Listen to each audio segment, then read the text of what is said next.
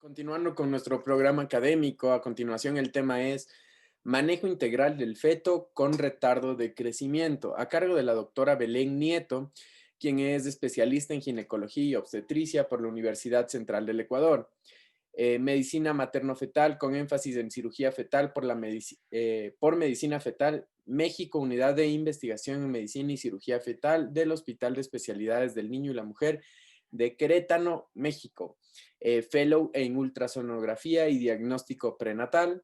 Eh, eh, Máster de segundo nivel en salud pública con énfasis poblacional, diplomado en ultrasonido obstétrico en Bogotá, Colombia.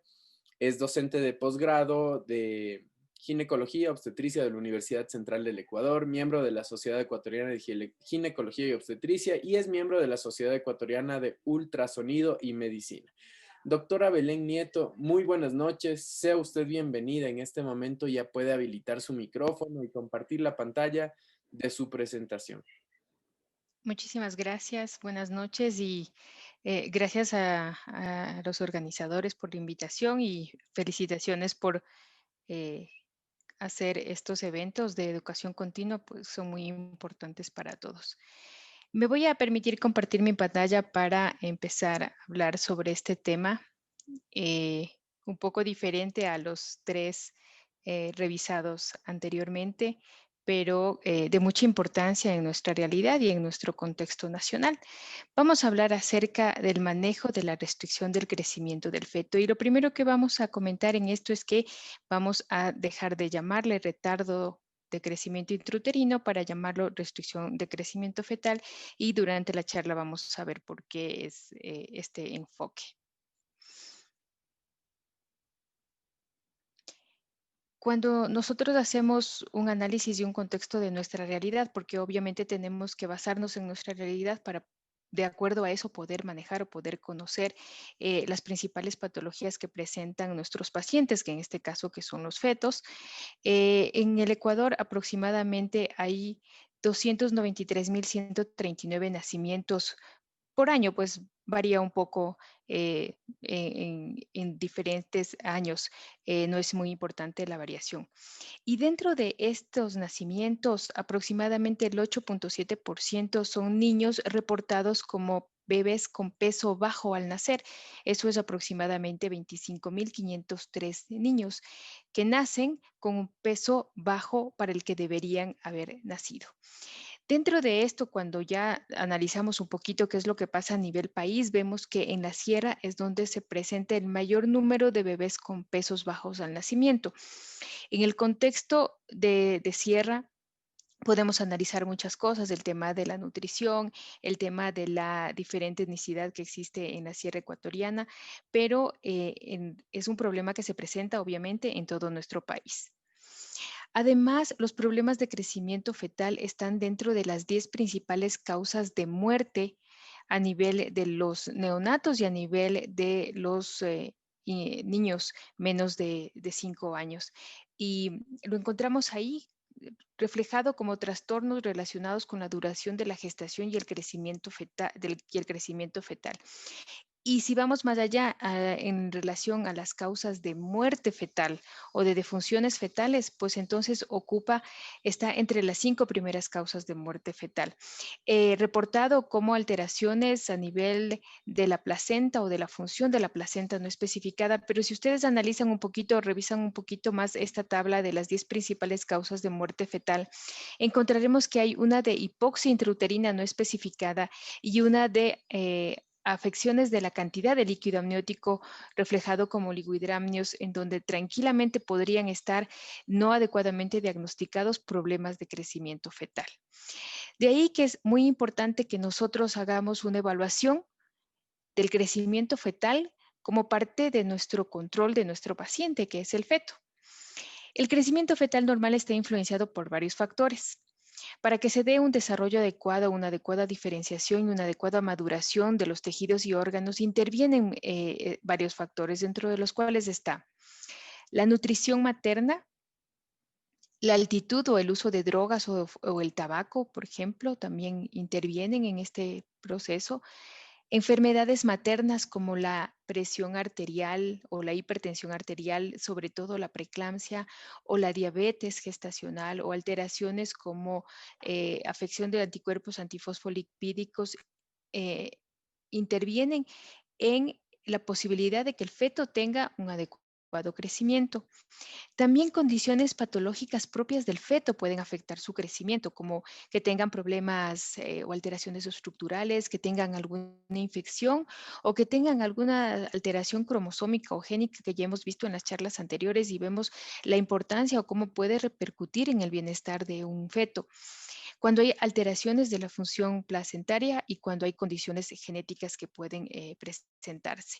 Entonces, esto puede afectar el crecimiento fetal de un bebé. Ahora, cuando nosotros hablamos de alteraciones del crecimiento fetal, lo vamos a llamar en términos generales como bebés pequeños para la edad gestacional.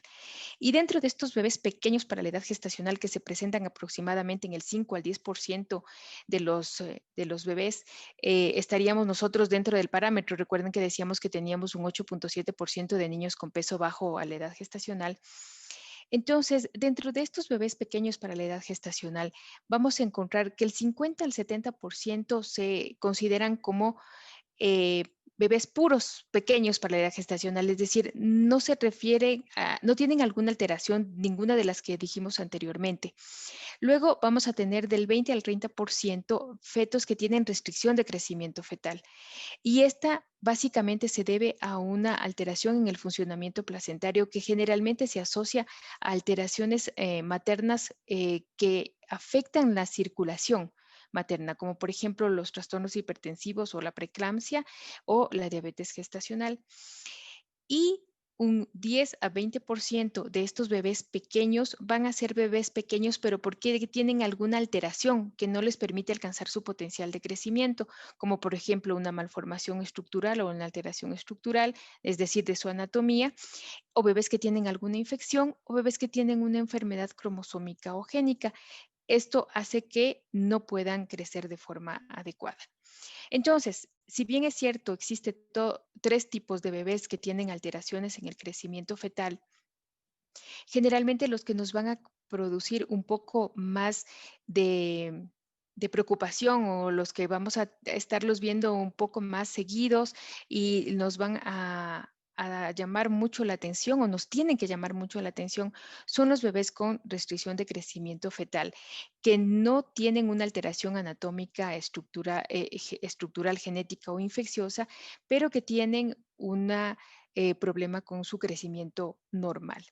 ¿Por qué es importante que tratemos estos bebés o que veamos estos bebés, que les pongamos mucha atención? Porque primero son afecciones que se asocian con la prematuridad. Es decir, un bebé que tiene un problema de crecimiento fetal, si este problema es severo, puede requerir nacer antes de tiempo, por lo tanto, incrementamos la prematuridad y sabemos todos los efectos que tienen los bebés con prematuridad, todas las consecuencias que tienen para su desarrollo y que afecta el resultado que al final vamos a tener de un bebé. Además, estos bebés con alteraciones de crecimiento tienen eh, peor desarrollo neurológico y afección en su neurodesarrollo. Haber también mayor riesgo de enfermedades no transmisibles en la edad adulta, es decir, un bebé que intraútero tuvo restricción de crecimiento fetal tiene más posibilidades de desarrollar en la etapa adulta enfermedades como presión arterial alta, enfermedades como diabetes mellitus, alteraciones cardiovasculares o alteraciones o enfermedades cardíacas. Por eso es importante que nosotros tengamos un adecuado reconocimiento cuando hay un crecimiento anormal de un bebé intraútero. Y este diagnóstico o esta evaluación prenatal oportuna nos va a permitir entablar estrategias para prevenir la muerte fetal, en la que hasta el 30% de los casos de muerte fetal se asocian a restricción de crecimiento fetal o fetos pequeños para la edad gestacional a finales del tercer trimestre de la gestación.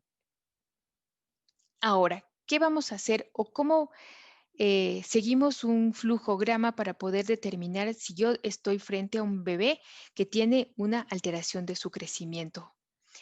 Lo primero que necesitamos es saber si es que la fecha con la cual nosotros estamos controlando el embarazo o la fecha de última regla que generalmente controlamos el embarazo, que sirve para datar la gestación, es adecuada o no es adecuada. Entonces, lo primero que debemos hacer es una evaluación del feto para poder datar la gestación, de asignarle una edad gestacional. Entonces, para esto podemos tener varias estrategias. La primera es utilizar la fecha de última regla. Sin embargo, la fecha de última regla últimamente ha tenido mucha controversia en su uso porque puede tener variación con la edad real del embarazo, incluso hasta en 10 días. Y eso cuando es confiable. Imagínense lo que pasa frente a una fecha de última regla que no es confiable. Luego de esto tenemos la datación con la medida del feto que se encuentra entre las 11 y las 14 semanas, es decir, en base a su longitud craneocaudal. Esta longitud craneocaudal es la que se utiliza de forma ideal y que a la que hoy por hoy utilizamos en todas las evaluaciones, en la que obviamente tenemos la posibilidad de tener una medición de una longitud craneocaudal que cumpla con los parámetros y con los requisitos que se requiere para hacer esta evaluación, porque tiene apenas una variación entre más o menos 5 días de la edad real del feto. Entonces, cuando yo tengo un embarazo entre las 11 y 14 semanas y puedo realizar una determinación de la longitud craneocaudal, este me va a dar una edad gestacional que se acerca mucho más a la edad del feto que lo que me puede dar una fecha de última menstruación confiable. No se diga aún una fecha de última menstruación no confiable. Luego, cuando ya avanzamos en la gestación y no tenemos la oportunidad de realizar una evaluación entre las 11 y las 14 semanas y hacemos una evaluación pasado de esto en el segundo trimestre o incluso a veces llegamos a tener, nuestra realidad es así, llegamos a tener que la primera evaluación se hace apenas en el tercer trimestre del embarazo, motivo por el cual nos valemos de otras estrategias. Entre las 14 y 24 semanas utilizamos la medida del diámetro biparietal y también después de las 24 semanas sería razonable utilizar la fecha de última regla para poder datar la edad gestacional o determinar de qué tiempo de embarazo está. Si es que la fecha de última menstruación no es confiable, también podemos utilizar el diámetro biparietal o la circunferencia o perímetro cefálico para poder hacer una determinación del tiempo de embarazo. Cuando nosotros ya determinamos el tiempo de embarazo, idealmente con la longitud craneocaudal. Si no dispongo de esto, pues la fecha de última menstruación confiable. Y si no dispongo de esto y estoy en un embarazo de segundo o tercer trimestre, con la medición del diámetro biparietal. Debo realizar una evaluación del crecimiento del feto. Y la evaluación del crecimiento del feto, pues obviamente lo hacemos en base a la evaluación biométrica. Cuando hacemos medidas de la circunferencia de la cabeza, del diámetro biparietal, de la circunferencia abdominal, de la longitud del fémur, y esto nos permite realizar un cálculo de un peso fetal estimado.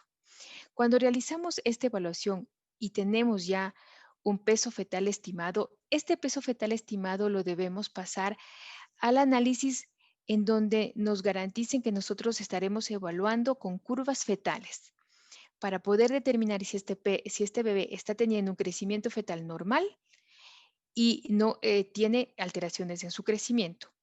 Y luego de que le hemos pasado a una curva fetal, entonces vamos a definir el punto de corte por el cual vamos a nosotros decir que el bebé está teniendo un peso fetal adecuado para la edad gestacional, está teniendo un peso bajo para la edad gestacional o está teniendo un peso alto para la edad gestacional. Y este percentil de corte o este punto de corte para nosotros del percentil es el percentil 10. Y entonces aquí tenemos una evaluación del feto y vamos a observar que tiene un percentil menor al 10. Cuando nosotros tenemos una evaluación y en esta evaluación nos da que el bebé tiene un peso menor al 10, lo llamamos pequeño para la edad gestacional. El tamaño, es decir, la evaluación del peso de este bebé, de todas las medidas que hicimos, van a estar por debajo del umbral que nosotros consideramos como el punto de corte, que en este caso es el 10. Ahora, Si es que a este punto de corte 10 sumamos otros parámetros biofísicos adicionales, es decir, la evaluación Doppler, que ya vamos a ver más adelante, o no es un percentil menor al 10, sino es un percentil menor al 3, entonces estamos frente a una restricción de crecimiento fetal. Este parámetro puede utilizarse únicamente aislado, es decir, no necesito tener una alteración biofísica para considerar al feto como restricción de crecimiento si ya tengo un percentil menor al 3. Ahora, cuando hacemos este análisis también nos vienen a la mente otro tipo de evaluaciones que podemos tener. Si nosotros estamos haciendo un control de un bebé que en su segundo trimestre, en su evaluación de detalle anatómico, tiene un percentil adecuado, por ejemplo, entre 70 y 80, y hacia más adelante de la gestación, casi al llegar a las 34, 36 semanas, tengo un percentil de 20, quiere decir que he tenido una disminución en su percentil. Es decir, no ha tenido un crecimiento ideal o adecuado o el que debería haber tenido, motivo por el cual también podríamos decir que estamos frente a una alteración del crecimiento fetal. O también cuando se habla de la circunferencia abdominal, si nosotros hacemos una evaluación de la circunferencia abdominal, el último guía que emite la ISO, que es prácticamente uno de los de las sociedades que rige un poco el tema del manejo y el control del feto intrauterino, pues nos dice que también si tenemos una alteración en la circunferencia abdominal con un percentil menor al 10, podríamos ya estar hablando o podríamos estarle tratando como un bebé que tiene un problema de crecimiento. Es decir, vamos a tener algunos parámetros, pero básicamente cuando tenemos un peso fetal estimado menor al percentil 10, tendremos un feto pequeño para la edad gestacional y un percentil menor al 3 será un feto que tenga una restricción de crecimiento fetal. ¿Sí? Ahora, cuando yo ya tengo un feto que he pasado por todos estos filtros y he determinado que está con un percentil menor al 10, pues entonces viene la evaluación de este bebé. A este bebé yo primero tengo que tratar de encontrar la causa por la cual está pequeño. Y habíamos dicho que para que un bebé tenga un crecimiento adecuado, va a tener que tener una función placentaria normal, va a tener que la madre no tener ninguna alteración o enfermedad, el feto va a tener que estar sano, la madre no tiene que tener antecedentes de consumo de drogas o de fumar, o que no exista alguna infección a nivel fetal. Entonces, ¿cómo yo hago un análisis de que no haya malformaciones, de que no haya infección o que no haya un problema cromosómico mediante una ecografía anatómica y que pueda ayudarse de una evaluación adecuada del corazón y de la cabeza fetal? Voy a tener que hacer un estudio de cariotipo, sobre todo cuando esta alteración de crecimiento se da de forma precoz o de forma precoz y además muy severa. Y también debo realizar un estudio serológico, que generalmente en nuestro país es bastante frecuente que las pacientes o que todas las pacientes tengan un estudio serológico en la primera evaluación. Pero si esto no se ha podido lograr, deberé asegurarme que esta paciente se le haga un estudio para descartar infecciones como toxoplasma, citomegalovirus, que son los que generalmente van a causar más problemas de crecimiento a nivel fetal. Si es que yo me contesto sí a alguna de estas preguntas, es decir, el bebé tiene una malformación o tiene una infección o tiene una cromosomopatía, entonces yo estaré frente a un feto que es pequeño para su edad gestacional anormal, ¿sí? Si es que yo me contesto que no a estas preguntas, es decir, el bebé no tiene malformación, no tiene infección fetal o no tiene una cromosomopatía, pues entonces haré la evaluación Doppler. Y la evaluación Doppler me permitirá discernir si es un pequeño para edad gestacional o si es un feto con restricción de crecimiento intrauterino. Y dentro de la evaluación Doppler, varios parámetros nos van a ayudar para definir esta secuencia. Entonces, si es que yo ya identifico que el bebé tiene un percentil menor al 10 con alguna alteración Doppler o tengo un bebé con percentil menor al 3, entonces estoy frente a una restricción de crecimiento fetal. Y esta restricción de crecimiento fetal a manera de mostrarnos o de tener una forma adecuada de hacer el control, se le divide en una restricción de crecimiento temprana y una restricción de crecimiento tardía. ¿Ya? Esto porque cada uno de los dos va a tener una característica particular y estas características nos van a guiar un poco el manejo que vamos a hacer, los controles que tenemos que hacer y cómo vamos a finalizar el embarazo. Y dentro de las características más importantes de estos dos tipos de restricción está resumido en esta tabla. Lo más importante o el reto más importante entre una restricción de crecimiento intrauterino precoz y tardía es el manejo en la restricción de crecimiento precoz, porque obviamente van a ser bebés de menos de 32 semanas. Eso significa riesgo de prematuridad y por lo tanto el manejo es el complejo en estos bebés. En tanto que en los fetos con una restricción de crecimiento fetal tardía, lo que nos va a costar mucho es hacer la detección oportuna y adecuada de esta restricción. En cuanto a la prevalencia, van a ser más frecuentes las restricciones de crecimiento tardía, hasta un 70%, que la restricción de crecimiento precoz, que se presenta en un 30%. La edad gestacional, ya la comentamos al comentar el tema del reto que significa hacer la diferenciación entre los dos. Dentro de los hallazgos ultrasonográficos, generalmente en una restricción de crecimiento precoz, yo voy a tener un feto que lo voy a ver pequeño. O sea, va a ser un feto muy pequeño, lo voy a identificar y me voy a determinar que dentro del percentil, pues va a ser un feto pequeño. En la restricción de crecimiento tardía, en cambio, el feto no necesariamente va a ser muy pequeño, pero va a tener también el riesgo de alteraciones. En cuanto a las alteraciones o la evaluación Doppler, en la restricción de crecimiento precoz voy a tener un Doppler o unas manifestaciones de la evaluación Doppler mucho más floridas. Van a estar involucradas alteraciones tanto en la arteria umbilical como en la arteria cerebral media, como en el ductus venoso. En tanto que en la restricción de crecimiento tardío puedo tener una arteria umbilical normal, pero lo que voy a tener es una alteración en el flujo cerebral o en una alteración en la relación entre el flujo cerebral y la arteria umbilical. En cuanto al efecto o al análisis biofísico de este bebé, puede estar normal en cualquiera de los dos. Por eso es que no es la evaluación del perfil biofísico, de la evaluación biofísica, no siempre nos va a aportar mucha información. Los trastornos de la gestación, como por ejemplo los trastornos hipertensivos de la gestación, van a ser muy frecuentes en los bebés que tienen restricción de crecimiento precoz y en los tardíos no va a ser tan frecuente. Las alteraciones o los hallazgos de alteraciones a nivel de la placenta van a hacer que en la restricción de crecimiento precoz básicamente se da por una alteración en eh, el desarrollo de la implantación de la placenta.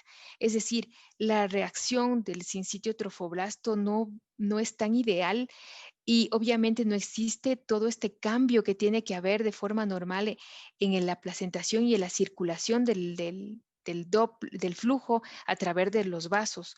Entonces eso se traduce en una mala perfusión porque estos vasos van a tener mucha resistencia y no van a permitir un flujo adecuado para una nutrición adecuada del bebé. En tanto que en la restricción de crecimiento tardía, no vamos a tener hallazgos muy importantes que nos puedan pues, identificar o que nosotros podamos identificar. La mortalidad perinatal va a ser alta en la restricción de crecimiento precoz, obviamente porque se presenta en embarazos de muy corta edad gestacional y en la restricción de crecimiento tardío va a ser baja. Y eso es súper importante mirar, o sea, no estamos diciendo que no es ninguna, es baja, pero existe riesgo de muerte o incremento de la morbimortalidad en las restricciones de crecimiento tardías, lo cual sumado a que la detección es un poco más difícil, pues obviamente eso nos puede dar malos resultados perinatales. Y las alteraciones a nivel del flujo o de la circulación materna, pues también va a estar alterada en la restricción de crecimiento precoz y también lo vamos a encontrar en el crecimiento tardío. ¿Qué es lo que le pasa al bebé cuando vamos a tener una restricción de crecimiento precoz y una restricción de crecimiento tardío? También se diferencia. ¿no? Y se diferencia básicamente en que vamos a encontrar, como les había dicho, una evaluación del Doppler que nos va a permitir tener una historia natural de la evolución de esta enfermedad que le va a permitir al feto tener un poco más de adaptación a la hipoxia que presenta, pero obviamente también eh, eso no quiere decir que porque esté mejor adaptado a la hipoxia que va a presentar, porque no existe una adecuada circulación a este bebé, una adecuada oxigenación, no por esto va a tener peores resultados o alteración en sus resultados posteriores al nacimiento.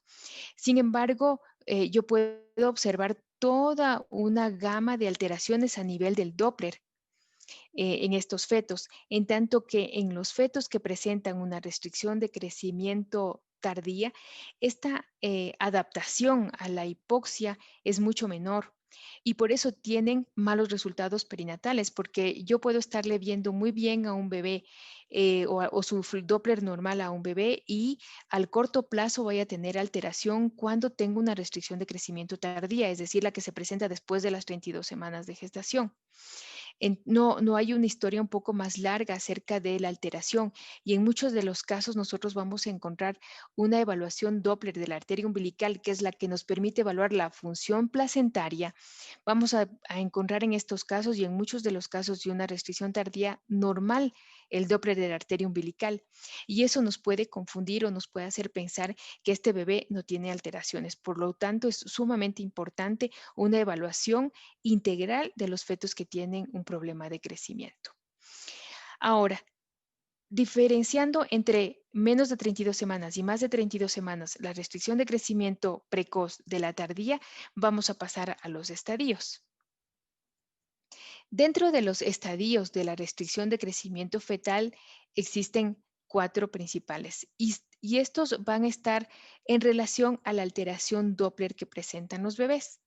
Es decir, si yo tengo un feto con un peso fetal estimado que está menor al percentil 3 o menor al percentil 10 y además sumo que existe una alteración del ratio cerebro-placentario y una alteración de la arteria cerebral media o del flujo de la arteria cerebral media o una alteración del IP promedio de las arterias uterinas, yo lo catalogo como una restricción de crecimiento fetal estadio 1. Obviamente, para la evaluación Doppler vamos a necesitar ciertos parámetros para que sea una evaluación adecuada. Lo primero es que obviamente tengo que cumplir con todos los requisitos de una evaluación Doppler correcta. Es decir, debo estar colocada en el vaso de manera adecuada, debo tener un ángulo de insonación adecuada del vaso, debo tener un número de ondas adecuado del vaso para ser evaluado, que debe ser mínimo 3 ondas, y estas tienen que ser simétricas. Y además yo tengo que hacer mínimo 2 evaluaciones del Doppler fetal para poder definir que existe realmente la alteración que yo estoy sospechando que está. Generalmente o idealmente estas evaluaciones se deberían hacer cada 12 horas, pero en nuestra realidad a veces eso no es posible, pero sí deberíamos hacerlo al menos a las 24 horas de la evaluación. Y cuando ya tengo la certeza de que existe esta alteración del Doppler, pues entonces ahí lo catalogo como diferentes grados de estadio. En el estadio 2, este se va a caracterizar pues por lo mismo que ya vimos en la primera, es decir, primero el bebé tiene que tener un percentil menor al 3 o un percentil menor al 10 con estas alteraciones. Entonces, tengo una alteración ya en la arteria umbilical, es decir, los estadios también van a reflejar un poco el daño placentario. Mientras más daño placentario, obviamente voy a tener un peor estado fetal. Si es que tengo una alteración en la arteria umbilical en donde el flujo diastólico está ausente o está reverso, en 2 ocasiones, en más del 50% de los ciclos, es decir, por eso yo tengo que tener un número adecuado de ciclos en mi trazo de la evaluación Doppler para decir que más del 50% está alterado. Además, en 2 ocasiones, además en las dos arterias umbilicales y de preferencia, porque las tablas así lo dicen o porque las recomendaciones son así, en asa libre. Si es que yo cumplo con todos esos parámetros y tengo una ausencia de la diástole o un flujo reverso de la diástole, pues entonces, perdón, una ausencia de la diástole, pues entonces yo voy a tener un estadio 2. En cuanto al estadio 3, pues entonces yo voy a encontrar que puede haber alteraciones, tanto arteriales como venosas. Dentro de las alteraciones arteriales voy a tener un flujo reverso diastólico en la arteria umbilical, cumpliendo los parámetros en 2 ocasiones, en las 2 arterias y más del 50% de los ciclos y con una separación de 6 a 12 horas. Obviamente, mientras más se afecte el grado o más se incremente el grado de restricción de crecimiento, no me puedo permitir tener mucho tiempo entre una evaluación y otra. Por lo tanto, debo intentar hacer un diagnóstico adecuado en el menor tiempo posible. Y también puedo tener alteración del ductus venoso. El ductus venoso puede alterar su flujo y si su percentil ya es mayor al percentil 95 o está ausente la diástole del ductus venoso o tiene o existe incluso pulsaciones venosas de manera persistente, igual en 2 ocasiones, con más de 6 a 12 horas de separación, yo puedo ya estar catalogando como un estadio 3. Y el estadio 4 es cuando tengo un flujo diastólico reverso en el ductus venoso, pero además cuando tengo una alteración del registro cardiotocográfico que también es parte de la evaluación de los fetos que presentan restricción de crecimiento fetal. Entonces, así yo puedo realizar el estadiaje de la restricción de crecimiento, porque de acuerdo al estadiaje, pues obviamente voy a definir mi plan de evaluación, es decir, cuándo o en cada cuánto tengo que hacer el control y en qué momento debo finalizar la gestación para disminuir los riesgos perinatales y para mejorar el resultado postnatal. Cuando ya tengo mi estadiaje, pues obviamente debo hacer una monitorización y esta monitorización se realizará mediante la evaluación Doppler. Y esta evaluación Doppler, obviamente, en todas las visitas tendré que hacerle una evaluación Doppler completa. El índice cerebroplacentario, las arterias uterinas las evalúa al diagnóstico, me sirven también para hacer diagnóstico, pero generalmente no se las repite. Y la evaluación del ductus venoso, si es que amerita de acuerdo al protocolo, dependiendo de la alteración. Si es que encuentro una alteración de la arteria umbilical, una alteración de la arteria cerebral media o una alteración del índice cerebroplacentario, pues entonces tendré que hacer una evaluación del ductus venoso. Dentro de la evaluación también, cuando la paciente se encuentra ya catalogada como un bebé que tiene un embarazo con un bebé con problema de crecimiento o restricción de crecimiento fetal, pues entonces también debo realizar evaluaciones del perfil biofísico y de la cardiotocografía. Y esto haciendo un análisis adecuado, porque recuerden que son parámetros que pueden hacernos tomar decisiones no correctas. Entonces es muy importante que eso lo hagamos con parámetros realmente estrictos. Generalmente la cardiotocografía se sugiere realizar cuando tengo un estadio, a partir del estadio 2. Y la puntuación de perfil biofísico, pues lo haré también cuando existe alguna cosa que me llame la atención, es decir, por ejemplo, que la mamá diga no se mueve el bebé. Entonces, posiblemente ahí sí puedo hacer una evaluación del perfil biofísico o de la cardiotocografía que me permita tomar alguna decisión o que me aporte un poco a la evaluación y monitorización que estoy haciendo, que básicamente se hace con la evaluación Doppler. Ahora, ¿cómo realizo la evaluación Doppler o cada cuánto debo realizar la evaluación Doppler? Pues esa va a depender un poco de las consideraciones generales, pero también de las consideraciones individuales.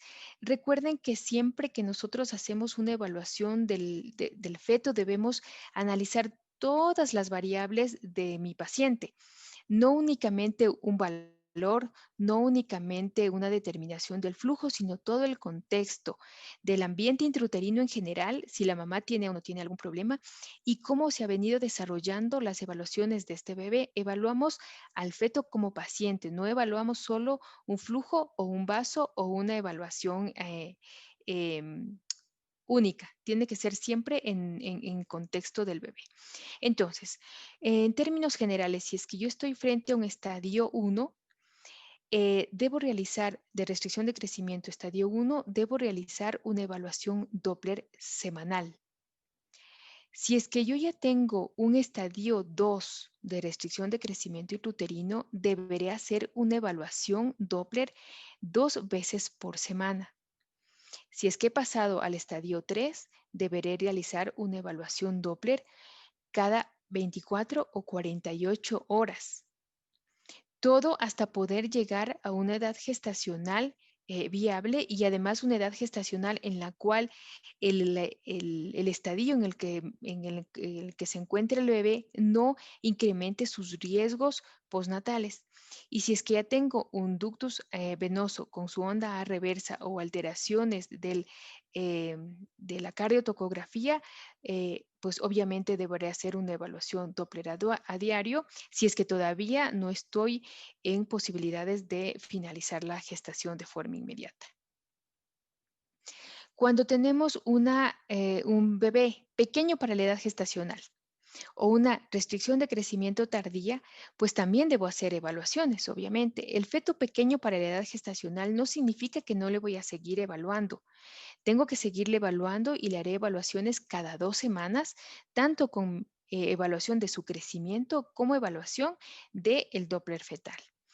Y en la restricción de crecimiento tardía, pues obviamente deberé hacer un control semanal y si es que ya tengo alteraciones a nivel o tengo vasodilatación cerebral, pues entonces deberé hacer una evaluación Doppler cada 3 o 4 días.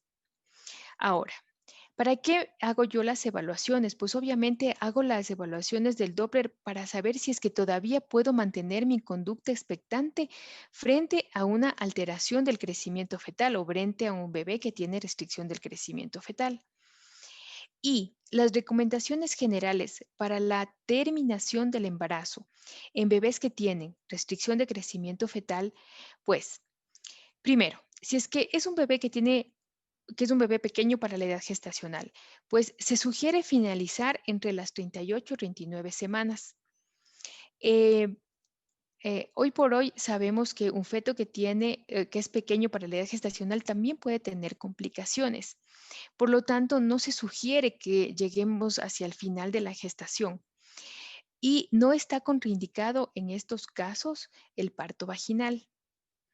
Ahora, de acuerdo al estadio de la restricción de crecimiento fetal, pues también tenemos unos parámetros que nos sirven para definir la finalización del embarazo. La finalización del embarazo en la restricción de crecimiento fetal estadio 1 se sugiere que se dé a las 37 semanas y no más de las 38 semanas. No importa que el Doppler esté normal, porque ya tiene una alteración del crecimiento. Es decir, no es un bebé que está bien porque el Doppler es normal, es un bebé que ya tiene un problema. Simplemente el Doppler nos está ayudando a definir hasta cuándo yo puedo manejar mi conducta expectante, pero no debería pasar de la semana 38. Entonces, en este caso tampoco está contraindicado el parto vaginal. Sin embargo, hay algunos estudios que nos dicen que si es que hay una alteración del índice de la arteria cerebral, por ejemplo, o del índice cerebroplacentario, estos bebés pueden tener mayor riesgo de requerir una cesárea urgente si es que yo estoy realizando un trabajo de parto. Entonces es muy importante, además, que durante el trabajo de parto hagamos una evaluación exhaustiva de estos bebés que tienen una restricción de crecimiento estadio 1, que obviamente tienen un Doppler normal, pero pueden tener alteraciones, ¿ok? Ahora, en cuanto a la restricción tipo 2 o el estadio 2, perdón, la finalización se sugiere que sea no más de las 34 semanas de edad gestacional. Y a partir del estadio 2 hasta el estadio 4, la vía que se sugiere de nacimiento es la cesárea. En un estadio 3, la finalización deberá realizarse a partir de las 30 semanas y en el estadio 4, pues obviamente es un poco más complejo porque el estadio 4 va a depender mucho de nuestra realidad y el manejo que se va a realizar consensuado siempre en todos los estadios con los padres. En este estadio, pues obviamente requiere una adecuada asesoría de qué va a pasar con este bebé con un nacimiento en una etapa prematura. en una edad prematura en la que además de ser un bebé pequeño va a complicarse con todos los riesgos de la prematuridad. Cuando nosotros ya planificamos la finalización del embarazo en fetos con restricción de crecimiento fetal, es importante prevenir las enfermedades respiratorias, sobre todo si es que estamos frente a un bebé que tiene un embarazo pretérmino. Y entonces se sugiere la profilaxis con corticoides hasta aproximadamente las 35.6 semanas de edad gestacional. Y si bien es cierto, podríamos pensar que no hay suficientes estudios acerca del beneficio de los corticoides en un feto con restricción de crecimiento, pues obviamente el mismo hecho de tener una placenta más pequeña hace que haya un metabolismo reducido de los corticosteroides y el alto nivel de corticosteroides suprarrenales endógenos podría dañar aún más la sustancia blanca del cerebro y la mielinización. Sin embargo, a pesar de esto, se recomienda la aplicación de corticoides cuando vamos a hacer una finalización en un embarazo de menos de 37 semanas. Y la neuroprotección también es muy importante tener en cuenta en el contexto de la atención de un bebé prematuro, es decir, el protocolo de atención del bebé prematuro se maneja un poco difieren en la sugerencia de qué edad gestacional se debería o hasta qué edad gestacional se debe realizar el protocolo de neuroprotección, pero generalmente está entre las 30 y 32 semanas.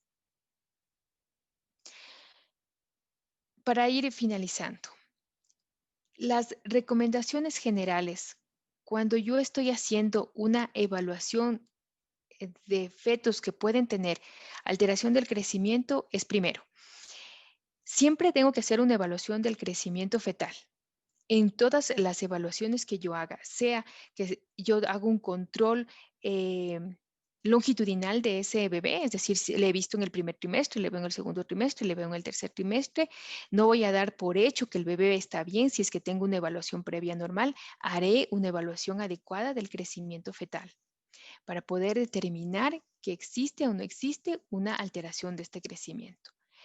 Es importante, primero, que sepa la edad gestacional del bebé para poder saber si es que está en un crecimiento adecuado o no para esa edad gestacional. Y para eso, obviamente, lo primero que tengo que hacer es datar.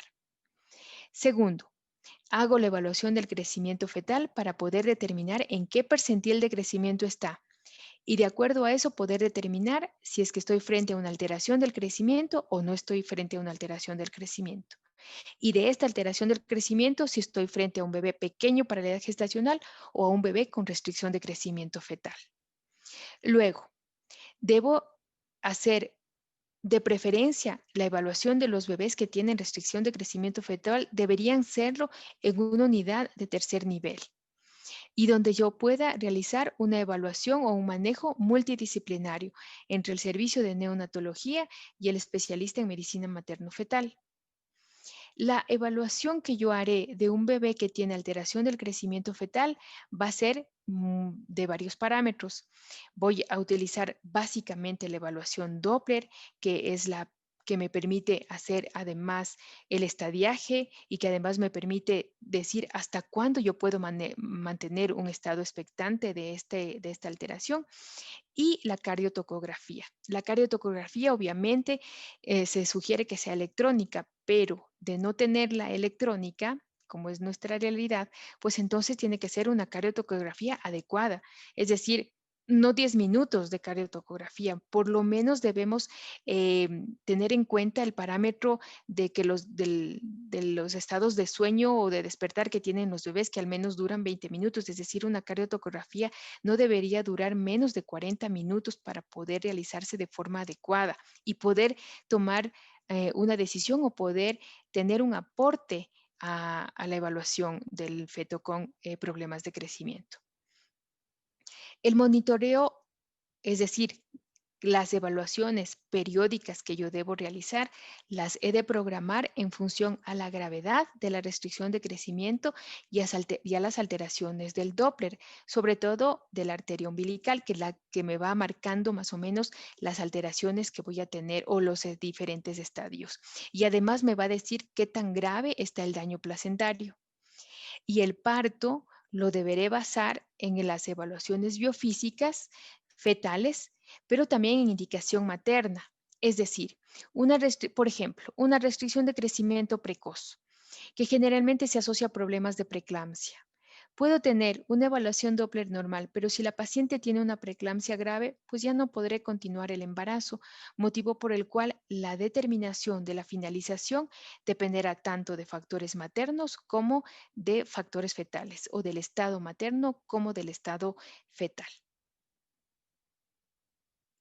Y gracias. Eso es todo lo que quería comentarles acerca de la restricción de crecimiento o las alteraciones del crecimiento fetal y la importancia de su manejo, sobre todo en nuestro contexto, en donde deberíamos tratar de disminuir los riesgos postnatales, y deberíamos tratar de disminuir también el número de nacimientos prematuros, sin que obviamente eso signifique poner en riesgo de manera intrauterina a un bebé que ya tiene una alteración de crecimiento, es decir, que tiene un adecuado estado intraútero, ¿no? Inadecuado bienestar intrauterino. Muchas gracias. Muchísimas gracias, doctora Belén, por su excelente ponencia. Realmente es un tema apasionante para todos. Realmente, como he dicho durante el transcurso de esta jornada, afortunadamente existen actualizaciones constantes en estos temas de medicina fetal, lo que benefician al binomio madre-hijo. Definitivamente, el mantenernos actualizados continuamente en estos temas, realmente los mejores beneficiados, aparte de los profesionales sanitarios que están dentro de esta capacitación, pues son nuestros pacientes. Tengo algunas preguntas aquí en el chat. El doctor Iliwan dice, buenas noches, excelente presentación.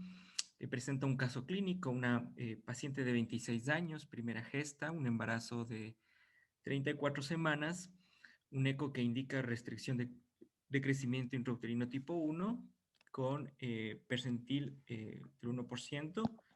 Al momento, con peso de 1650, flujometría Doppler normal. ¿Cuándo se sugiere terminar el embarazo?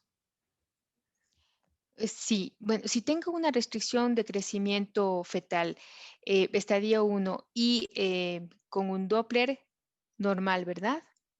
Sí, con un Doppler normal, pues la sugerencia es finalizar a partir de las 37 semanas hasta las 38 semanas, no más de eso.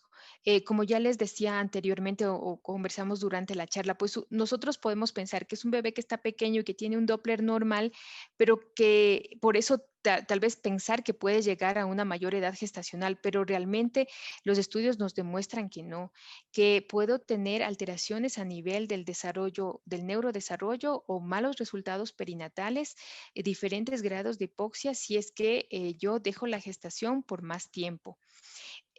Un bebé que ya tiene un percentil menor al 3, que es restricción de crecimiento intrauterino, pues obviamente ya tiene una alteración placentaria, su provisión de oxígeno ya no es adecuada, motivo por el cual no hay razón para mantener al bebé intrauterino más tiempo de eso, a pesar del Doppler normal. Eso es muy importante. Perfecto, muy claro. Yo añadiría este caso, no sé si es que podemos complejizarle un poco más. En la exposición, usted presenta el hecho de, bueno, lo que dice la evidencia actual, de que las arterias uterinas, pues, deben ser realizadas para el momento del diagnóstico y no continuar con el seguimiento Doppler de las arterias uterinas. Pero en este caso puntual del ejemplo del doctor Liwan, si nosotros hacemos o esta paciente llega por primera vez a la consulta, ya datamos la edad gestacional con un parámetro adecuado y tenemos nosotros un Doppler de las arterias uterinas alterado a las 34 semanas, como vemos actualmente, pero los otros parámetros Doppler están dentro de parámetros normales. Eh, no volvemos a hacer las arterias uterinas. Esta es la pregunta. Pese a que los otros parámetros son normales, la decisión de terminación del embarazo continúas a las 37 semanas. Sí, es así. La, recuerden que dentro de la categorización de una alteración de restricción de crecimiento fetal están las arterias uterinas y pueden ser las únicas patológicas. Y en este caso voy a tener una restricción de crecimiento. No sabré si es precoz o tardía porque le vi a las 24 semanas, pero la historia natural de la precoz no me hubiese dejado llegar tan fácil a las 24 semanas sin evaluación, o por lo menos yo encontraría el momento de hacer esta evaluación otras alteraciones. Entonces, supondríamos que es una restricción de crecimiento fetal tardía y la hemos clasificado así porque independientemente del percentil, es decir, el percentil menor al 10 o el percentil menor al 3, ya nos habla de una restricción de crecimiento si es que las arterias uterinas están patológicas. Entonces, ya con eso, yo ya tengo una restricción de crecimiento y la he de manejar acorde al estadio en el que está. Si tengo todos estos datos, o por ejemplo, no estos datos, porque aquí ya me está diciendo que el percentil es menor al 3 y que el Doppler es normal, pero si tengo un percentil 6, un percentil 7, pero tengo una alteración de las arterias uterinas, este bebé tiene una restricción de crecimiento intrauterino. Si es que tiene 34 semanas, digamos lo que es tardía. Entonces tendré que hacer la evaluación y la finalización igual a las 37, no más de las 38 semanas. Perfecto, muy claro, doctora Belén.